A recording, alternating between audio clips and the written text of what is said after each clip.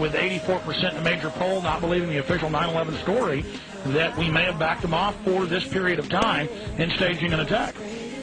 Let me just ask you a question. You called in and you said, for stations that just joined us, you said, do you believe that the government's still going to attack itself? And you said, with your prediction. And my prediction clearly was, if we didn't get the word out about government-sponsored terror, that it was going to happen. So let me get this straight. Some short, fat, tubby piece of shit in Austin, Texas, and his paranoid schizophrenic audience prevented another 9/11 style attack in late 2006. He even brings up Fox News covering his prediction. So here we have Fox News covering his prediction.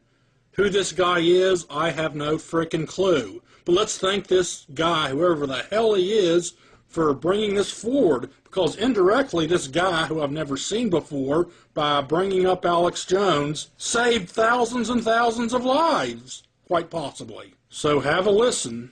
This is huge. This saved so many lives. A radio host who says he predicted a staged attack on the World Trade Center involving Osama bin Laden as a fall guy in 2001 now says last week's Red Terror Alert is just a trial run for a massive staged terror attack initiated by the U.S. government. Pardon me. Alex Jones says the attack will occur before the end of October and could provide the, quote, neo-fascist bloodsuckers in the administration with fraudulent justification to invade Iran or Syria before November's midterm elections.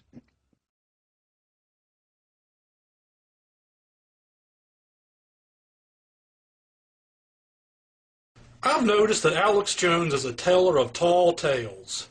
When he's away from the office, out on his own time, you know, just these most bizarre things happen to him. He sees the most bizarre things. Like, for example, he'll take his children to a movie, and half the kids are autistic retards. Or he'll just be, you know, taking a jog, and he'll wave at a cop and smile, and the cop will just look at him and snarl and say, "What are you looking at, boy?" You know, he'll just make stuff up. So here's one example of Alex Jones in story time. I go to the grocery store. I go to the gym. I was at the gym yesterday, and there were probably 15 people in the gym working out. It's a small neighborhood gym. And two different groups came in with people on walkers. Bullshit! Who were no more than 25 years old, both of them, separately. Bullshit! And I just couldn't control myself. I ignored one woman. I was about to go up and say, did this happen after you took the shots? Or when did this happen? Or what's wrong with you? Bullshit. All these different disorders they meet out. And I controlled myself and did, but when I was done, one of them was going out to the parking lot. So I just walked over to her car and I asked her, you know, when did all this happen? She said, oh, I was about 20. But do you have any idea what did it? And no, there's no history of it in my family. And Bullshit. I said, did you have a seizure after you had some vaccines? And the lady started getting tears in her eyes, and she said, I've heard about that. They say that could be it. Bullshit. And then she rolled the window and started crying and drove off. Bullshit. I am literally, oh my God, I can't handle it anymore. It's almost like even...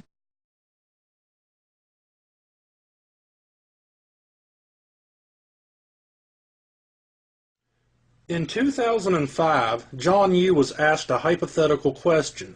The hypothetical question included an excerpt about crushing a child's testicles. Here's the audio. If the president deems that he's got to torture somebody, including by crushing the testicles of the person's child, there is no law that can stop that. No treaty. And also no law by Congress. That's what you wrote in the August 2002 memo. I think it depends on why the president thinks he needs to do that. Alex the lying retard would take this hypothetical question and completely blow it out of proportion. He would do this on almost a daily basis. And he knows what he's doing. We have the memos written by John Yoo and the Attorney General, Alberto Gonzales, saying they can torture children with pliers, that the president says that with pliers. Several months back, I offered $5,000 to anybody who could produce the memo which states they can torture children with pliers. It says that, with pliers, according to Alex Jones. Gonzales saying they can torture children with pliers, that the president says that with pliers. It says that with pliers. It says that with pliers. It says that with pliers. It says that with pliers. I would like to get your take on the White House. Why did they think they could sell torture and White House memos about torturing children with pliers in front of their parents? Why did they think they could?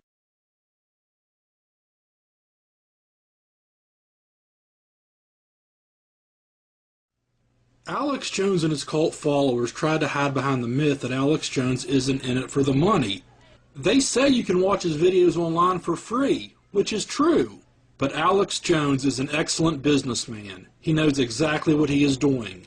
He knows if he can get one dupe to watch one of his films for free, the odds are that dupe will buy every single film he's ever made. That's why he encourages his cult minions to download his videos and hand them out. Alex knows his audience. He knows a good majority of them will buy his films regardless if they are on the web for free or not. It's actually a brilliant tactic on his part. Here is proof of my case. He had Heidi Montag and Spencer Pratt on his show. They were introduced to one of Alex Jones's films. And what did these dupes do? They bought every single film Alex has ever made. Take a listen. Here, when did you first start waking up? You said one of your managers or one of Heidi's managers gave you the Obama deception? Steve Morales is a music producer of mine, and we were in the studio one night, and he was watching us, and he said, "You guys need to watch this. You need to know you're the youth of America. You need to know what's going on in America. You need to know what's going on in this world." And I've always been, I call us dumbheads that we didn't know. So we started watching this, and then Spencer ordered every single DVD and has been nonstop researching your websites and the internet and everything now for at least a month, all day, every day.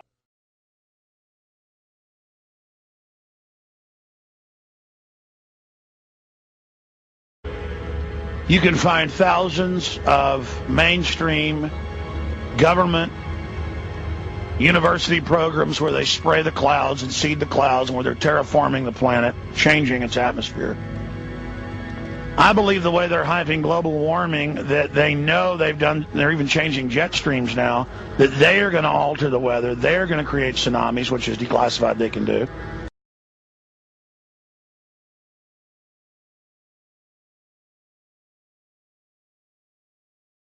Alex Jones is well known for trying to scare his cult followers into believing the New World Order is trying to kill at least 80% of us.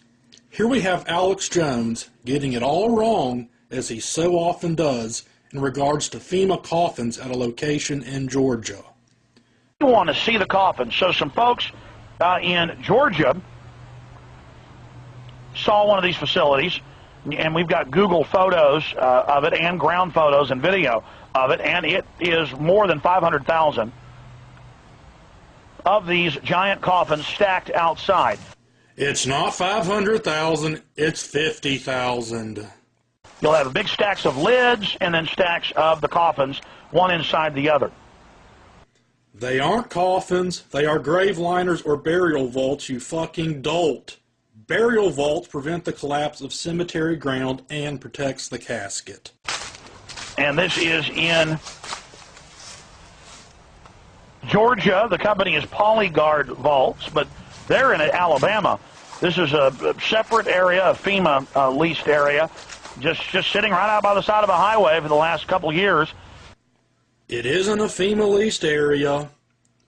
We'd mentioned this before, but finally, this is really getting big news on the web. And yeah, big news to paranoid loons like yourself.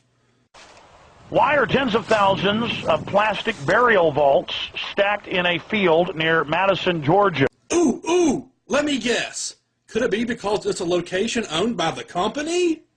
Now, we know this is FEMA. We know that these are coffins. It's not FEMA, and they aren't coffins, dipshit. This is just one stockpile just a few miles away from the Atlanta airport, which is the largest airport in the United States. So you can go there and look at these. Why don't you go there yourself and interview the employees there? I think I know the answer to that. It would disprove your stupid-ass theories. In fact, Michael Lacey is the Vice President of Operations. Maybe you should contact him. Just so you know, Lacey states his company maintains detailed records of product ownership and is audited annually to ensure all vaults are accounted for. Naturally, Alex Jones has never updated this story with the actual facts. He wouldn't want his audience to know the real truth. That would be bad business on his part.